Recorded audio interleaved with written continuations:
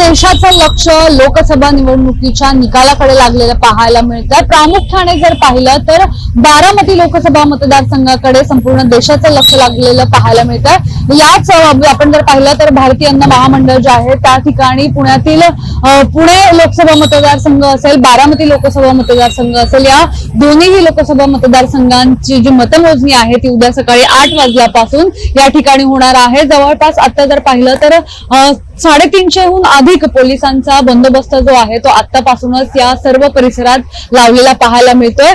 खरं तर मतदान जे आहे ते झाल्यानंतर मोठ्या प्रमाणात जे आहे मतदान झाल्यानंतर जर पाहिलं तर बारामती लोकसभा मतदारसंघाचे ईव्हीएम ज्या ठिकाणी ठेवण्यात आले होते त्यावर तिथला सीसीटीव्ही काही दिवसांपूर्वी बंद पडल्याचा एक वाद निर्माण झाला होता आणि अखेर आता उद्या जर पाहिलं तर या सर्व लोकसभा मतदारसंघांचा निकाल जो आहे तो लागणार आहे।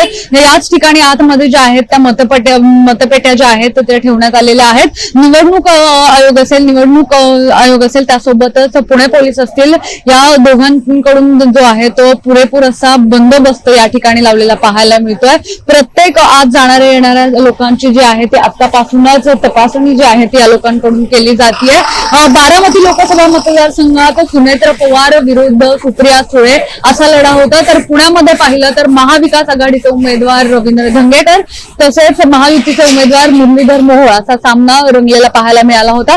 अखेर उद्याचा जो निकाल आहे तो नेमका कोणाच्या बाजूने लागणार आहे याच्याकडे खरं तर सगळ्यांचं, सर्व पुणेकरांचं जे आहे ते लक्ष आहे, बारामतीकरांचं जे आहे ते लक्ष लागलेलं पाहायला मिळतंय। नेमकं आता उद्या 8 वाजल्यापासून जे आहे त्या मतमोजणीला सुरुवात होणार आहे। नेमका पुणेकर कौल कोणाला देत आहे किंवा बारामतीकर नेमका कौल कोणाला देत आहे हे पाहणं खरं तर महत्वाचं ठरणार आहे आणि याचाच सर्व जो आढावा आहे तो आपण उद्या देखील याच पुणे मिररच्या माध्यमातून, सिविक मिररच्या माध्यमातून घेणार आहोत।